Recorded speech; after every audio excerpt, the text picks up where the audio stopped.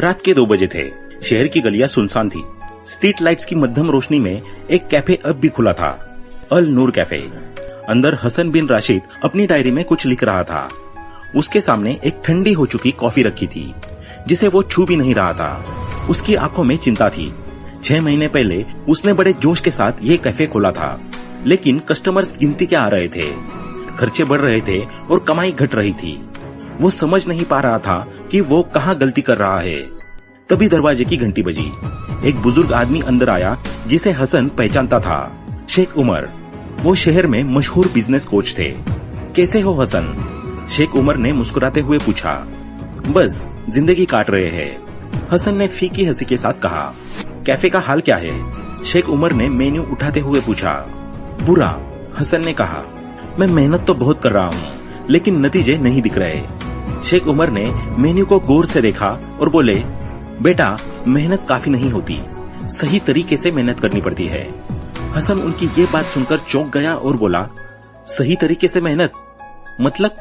शेख उमर ने चारों ओर नजर घुमाई और पूछा, तुम्हें पता है हर दिन तुम्हारे यहाँ कितने लोग आते हैं, कौन से टाइम पर आते हैं और सबसे ज्यादा कौन सी कॉफी ऑर्डर करते हैं? हसन ने न में सिर हिलाया और बोला, इन फालतू की बातों पर क्या ध्यान देना। जो भी कस्टमर आता है और वो जो कुछ भी मांगता है मैं उसे सर्व कर देता हूँ, बात खत्म। उसे उसका प्रोडक्ट मिल जाता है और मुझे मेरे पैसे। शेख उमर मुस्कुराए। बेटा यही गड़बड़ हो रही है। हसन को कुछ भी समझ में नहीं आया। शेख बोले, बेटा बिजनेस में डाटा ही सबसे बड़ा हथियार होता है। अगर तुम नहीं जानते कि तुम्हारे कस्टमर्स क्या चाहते हैं, तो तुम एक बिजनेसमैन हो ही नहीं। बिजनेस का सबसे पहला लेसन, जिसे आज के बाद अपना मूल मंत्र बना लो, data and planning is the key to success. उन्होंने हसन को एक किस्सा सुनाया। मेरे एक दोस्त फहद की किताबों की दुकान थी। पहले उसके यहाँ कम कस्टमर्स आते थे, लेकिन उसने हर दिन डाटा नोट करना शुरू किया। कौन सी किताबें ज्यादा बिक रही है, कस्टमर कौन सी कैटेगरी पसंद कर रहे हैं, वगैरह वगैरह। कुछ महीनों में उसने अपने स्टॉक को उन्हीं किताबों से भर दिया और नतीजा उसकी सेल्स 3 गुना बढ़ गई। हसन समझ गया। उसने झट से नोटबुक निकाली और लिखना शुरू कर दिया। शेख उमर ने फिर पूछा, अच्छा हसन ये बताओ तुम्हारे दोस्त कौन कौन है? हसन ने हिचकिचाते हुए कहा, रियाद और यूसुफ, दोनों बेरोजगार हैं और अक्सर कैफे आकर फ्री की कॉफी पीते रहते हैं। उमर साहब हंस पड़े और बोले, यही तुम्हारी दूसरी गलती है। बिकॉज बिजनेस हो या life, the people around you define your growth. और यही तुम्हारा दूसरा लेसन है।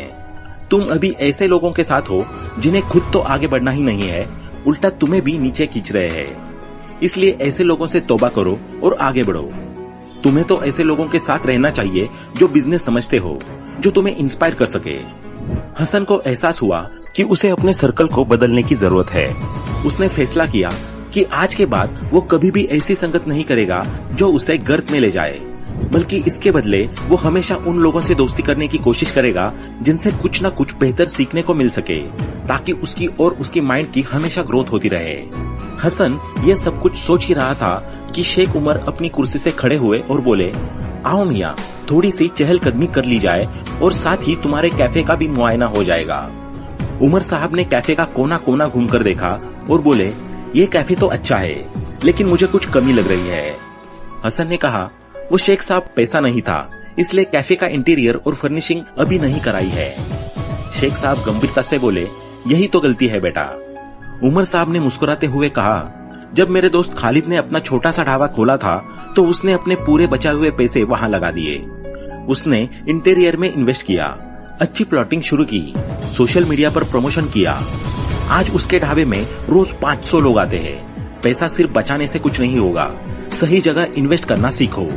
यही है बिजनेस का lesson number 3, money only grows when you invested wisely. Hasan को ये समझ आया कि उसका पैसा सामने पड़ा हुआ है, लेकिन अभी तक वो इसका सही उपयोग नहीं कर रहा था। उसने अपने कैफे के एम्बियंस को बेहतर बनाने, मेनू एक्सपांड करने और प्रमोशंस पर खर्च करने का फैसला किया। अच्छा हसन, एक बात और बताओ मुझे, क्या कुछ ऐसे कस्टमर्स भी हैं जो तुम्हारे कैफे में बार बार आते हैं? उमर साहब ने पूछा। हसन ने सिर झुका लिया और बोला, बस कुछ ही लोग हैं। शेख साहब बोले, बेटा तुम्हें पता है, कस्टमर्स किसी भी प्लेस पर सिर्फ खाने या कॉफी के लिए नहीं आते, वे एक एक्सपीरियंस के लिए आते हैं। तुमने कभी सोचा है कि बड़े बड़े रेस्टोरेंट्स, होटल्स इतने सालों तक क्यों चलते हैं? क्योंकि उनकी एक लीगेसी बन जाती है। क्योंकि लोगों को वहां सिर्फ खाना या कॉफी नहीं मिलती, वहां मिलता है माहौल, अच्छी सर्विस और सेटिस्फेक्शन, जिसके लिए लोग बार बार दौड़े जाते हैं और दूसरों को भी उस जगह का नाम रिकमेंड करते हैं। तो lesson number 4, customers don't buy products, they buy experiences. तो समझे मियां, तुम्हें भी अपने कस्टमर्स को कुछ ऐसा देना होगा जो उन्हें बार बार यहाँ आने के लिए प्रेरित करे। हसन इस बात को ध्यान से सुन रहा था। उसे समझ नहीं आ रहा था कि वो क्या अलग करे। तो उसने शेख साहब से पूछ लिया, लेकिन मैं क्या अलग कर सकता हूँ? शेख उमर मुस्कुराए और बोले, एक बार मैं इस्तांबुल के एक कैफे में गया था। उस कैफे की खास बात यह थी कि वहां सिर्फ कॉफी नहीं मिलती थी, बल्कि वहां बैठने वालों को एक बेहतरीन एम्बियंस दिया जाता था। वहां वार्म लाइटिंग थी, सॉफ्ट अरेबिक म्यूजिक बज रहा था और हर टेबल पर एक यूनिक कॉन्सेप्ट था। कुछ टेबल्स पर बुक्स रखी थी, कुछ पर बोर्ड गेम्स और कुछ पर कैंडल जल रही थी। हर टेबल का अपना चार्म था। एक्सपीरियंस ही एक ऐसी चीज है जो कस्टमर्स को बार बार लाने पर मजबूर कर सकती है। उमर साहब आगे बोले, तुम भी अपने कैफे में लाइव म्यूजिक नाइट शुरू कर सकते हो। कस्टमर्स को पर्सनलाइज एक्सपीरियंस देने के लिए उनके नाम से बुला सकते हो और एक लॉयल्टी प्रोग्राम इंट्रोड्यूस कर सकते हो। जब कस्टमर्स को लगेगा कि तुम्हारा कैफे सिर्फ एक जगह नहीं बल्कि एक वाइब है, तो वो एक एक बार नहीं बल्कि बार बार आएगा और तो और अपने साथ और जानने वालों को भी लाएगा। हसन ने डिसाइड कर लिया कि अगले ही दिन से लाइव म्यूजिक नाइट शुरू कर देगा और अपना एक लॉयल कस्टमर बेस बनाएगा और साथ ही साथ अपने कैफे को कुछ इस तरीके से रीअरेंज करेगा कि वो देखने पर लोगों को अट्रैक्टिव लगे और उनकी आंखों को सुकून मिले। अब तक की हसन की जो लाइफ थी उसमें उसने हमेशा यही सुना था कि लोन लेना गलत है। उसे बचपन से यही सिखाया गया था कि कर्ज लेना एक बोझ है और इससे जितना बचा जाए उतना अच्छा। लेकिन उस दिन शेख उमर की बातों ने उसकी ये सोच भी बदल दी। बातों बातों में जब हसन ने उमर साहब को अपनी फाइनेंशियल कंडीशन बयां कर दी, तो उन्होंने हसन को कहा कि तुम लोन क्यों नहीं ले लेते। इस पर हसन ने चौंकते हुए कहा, लोन? कैसी बात कर रहे हैं शेख साहब? लोन तो एक ट्रैप है जिसमें एक बार फंस गए तो जिंदगी भर निकलना मुश्किल हो जाएगा। शेख साहब की हंसी निकल गई। सही में हसन, तुम अभी सच में बच्चे ही हो। दुनिया में तुम्हें कौन सा बिजनेसमैन दिखाई देता है जो अपने पैसों से बिजनेस कर रहा है? तुम किसी भी बड़े बिजनेसमैन और उसके किसी प्रोजेक्ट को उठाकर देख लो, उसने उस प्रोजेक्ट के लिए जरूर कहीं न कहीं से लोन निकाला होता है। बिजनेस का ये सबसे जरूरी और सबसे बड़ा लेसन है। Smart debt is always a game changer. Loan बुरा नहीं होता मियां, ये इस पर निर्भर करता है कि तुम उसे कैसे इस्तेमाल करते हो। लेकिन अगर मैं लोन ले लूं और उसे चुकाने में असफल हो जाऊं तो? हसन ने आशंकित होकर पूछा। यही फर्क है एक अच्छे और बुरे लोन में।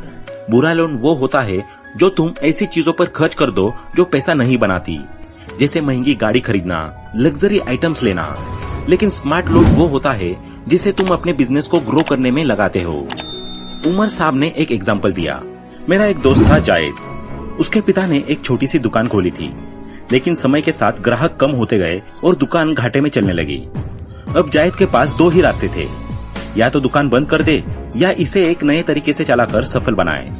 पहले तो वो काफी दिनों तक कंफ्यूज रहा, लेकिन फिर उसने एंड में दूसरा रास्ता चुना।